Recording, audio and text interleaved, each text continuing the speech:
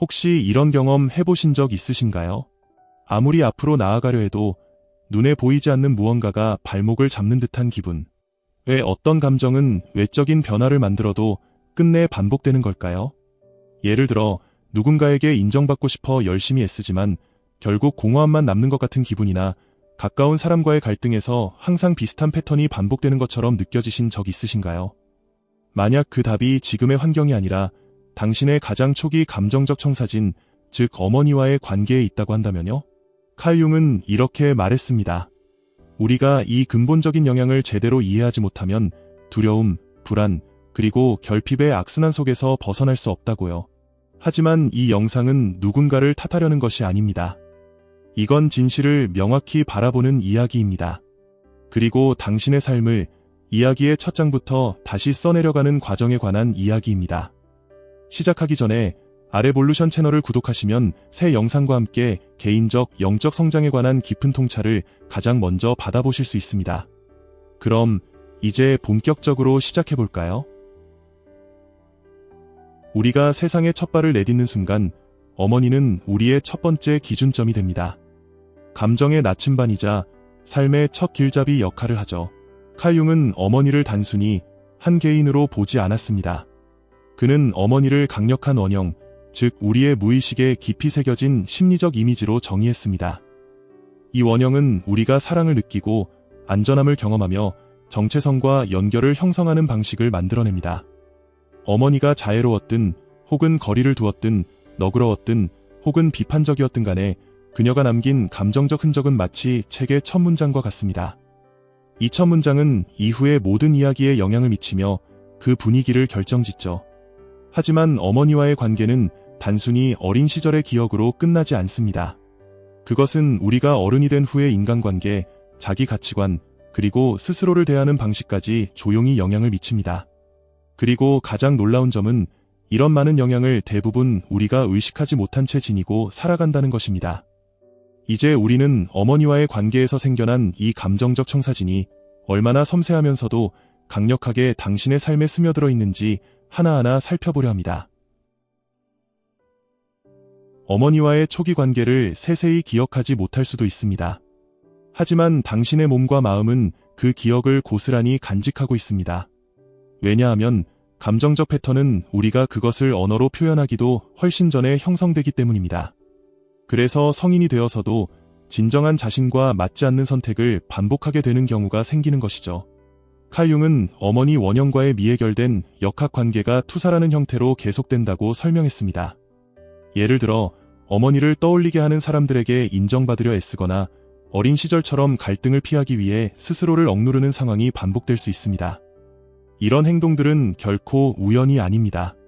그것은 말로 표현되지 않은 감정적 계약서에 따라 쓰인 대본과도 같습니다. 당신이 의식적으로 선택한 것이 아님에도 그 대본은 여전히 당신의 삶을 조용히 이끌고 있는 겁니다.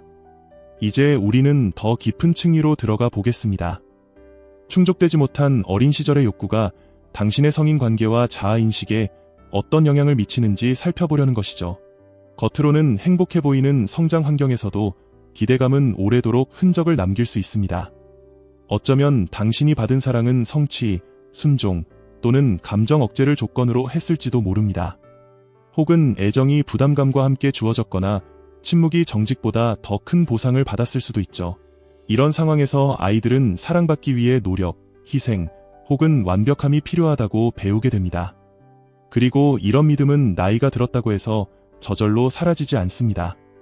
오히려 평생 동안 인정, 성공 혹은 타인의 수용을 끊임없이 추구하게 만듭니다.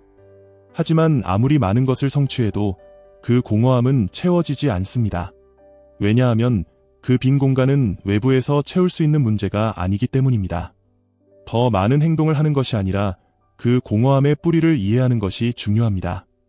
여기까지 함께 해주셔서 감사합니다. 이 메시지가 당신에게 조금이라도 도움이 되었길 진심으로 바랍니다. 만약 이 내용이 마음에 와닿으셨다면 이 메시지가 필요한 사람들과 공유해주세요. 또한 저희 아레볼루션 채널에서 계속해서 깊이 있는 콘텐츠를 제작할 수 있도록 돕고 싶으시다면 영상 아래에 있는 감사 버튼을 눌러 후원해주실 수 있습니다. 여러분의 따뜻한 지원은 저희에게 정말 큰 힘이 됩니다. 그럼 이제 이어서 더 깊은 이야기를 나눠볼까요? 그렇다면 과거의 감정적 잔재로부터 벗어나기 위해 우리는 무엇을 해야 할까요? 칼 융은 이 과정을 개별화라고 불렀습니다. 이는 온전한 나 자신이 되어가는 여정입니다. 사랑, 인정, 혹은 보호를 얻기 위해 배웠던 역할들 아래에 숨겨져 있던 진짜 나를 발견하는 과정이죠. 하지만 이 여정은 과거를 단절하거나 어머니를 지워버리는 것을 의미하지 않습니다. 오히려 어머니를 하나의 온전한 인간으로 바라보는 것을 뜻합니다. 복잡하고 결점이 있으며 그녀 자신 또한 상처로 인해 형성된 존재 말입니다. 어머니를 완벽함의 상징이나 비난의 대상으로 보는 것을 멈추는 것이죠. 스스로에게 물어보세요. 내가 더 이상 누군가의 기대에 맞춰 연기하지 않을 때 나는 누구인가? 이 질문이 바로 개별화의 시작점입니다. 그러나 그 답은 종종 오랜 시간 동안 자신을 지키기 위해 쌓아온 방어막 아래 묻혀있곤 합니다. 이 변화를 외부 세계로 확장시키려면 우리가 다른 사람들에게 어머니의 역할을 투사하고 있음을 알아차리는 것이 필요합니다. 많은 사람들이 자신도 모르게 어머니의 이미지를 모든 중요한 관계에 옮겨놓습니다. 예를 들어 파트너는 당신을 안전하게 해줘야 하는 존재로, 상사는 당신이 갈망하는 인정을 해줘야 하는 존재로 여겨지는 겁니다. 그러나 이런 기대는 현재의 진실이 아니라 과거의 메아리에 불과합니다. 우리가 투사를 할 때 치유에 대한 책임을 타인에게 넘기게 됩니다. 하지만 변화는 이 책임을 다시 스스로에게 되찾아오는 순간부터 시작됩니다. 더 이상 타인에게 어머니의 역할을 기대하는 대신 우리는 스스로를 어루만지는 방법을 배워야 합니다. 내면의 목소리에 귀를 기울이고 한때 갈망했던 공감, 구조, 그리고 안전함을 스스로에게 제공하는 법을 배우는 것입니다. 이러한 인식이 생겨날 때 우리는 비로소 자신의 삶의 저자로 다시 서게 됩니다. 통찰만으로는 충분하지 않습니다. 치유는 행동으로 이루어집니다. 그것은 우리가 매일 의식적으로 내리는 작은 선택들 속에서 일어납니다. 먼저 당신의 감정적 트리거를 알아차리는 것부터 시작하세요. 만약 감정적으로 압도되는 순간이 온다면 스스로에게 물어보세요. 이 감정이 지금 이 순간에 관한 것일까? 아니면 오래된 무언가가 다시 흔들리고 있는 걸까? 그 답을 기록해보세요. 아니면 소리내어 말해보세요.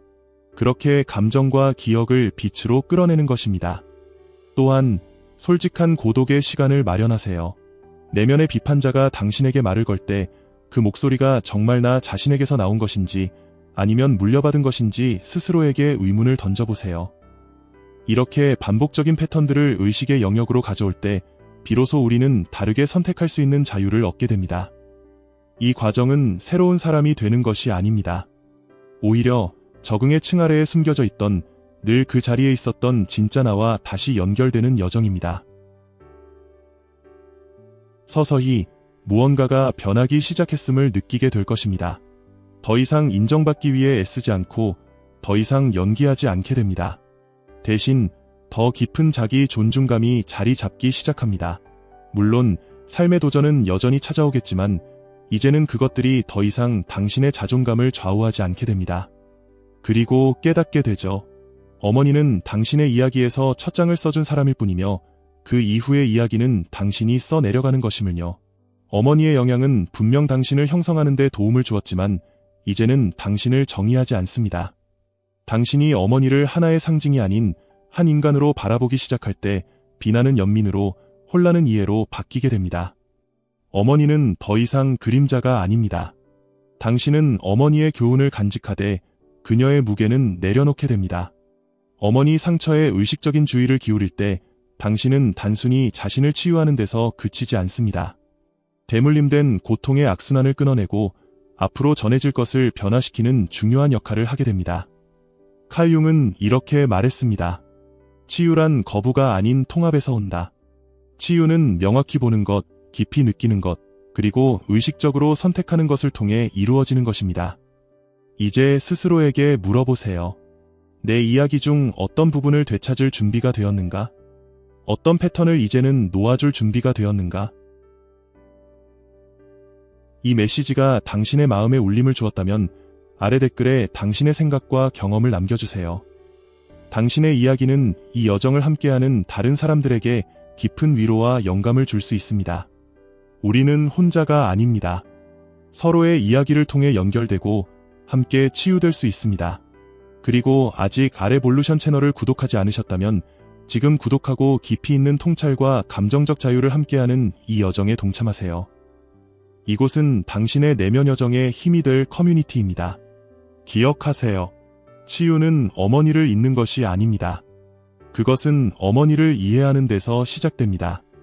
그리고 그 이해는 당신을 진정한 자유로 이끄는 첫걸음이 될 것입니다.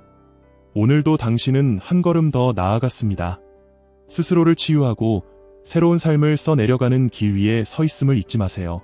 그럼 다음 시간까지 부드럽게 걸으며 깨어있기를 바랍니다. 오늘도 영상을 끝까지 시청해주셔서 감사합니다. 저는 알씨였습니다. 다음 영상에서 다시 만나요.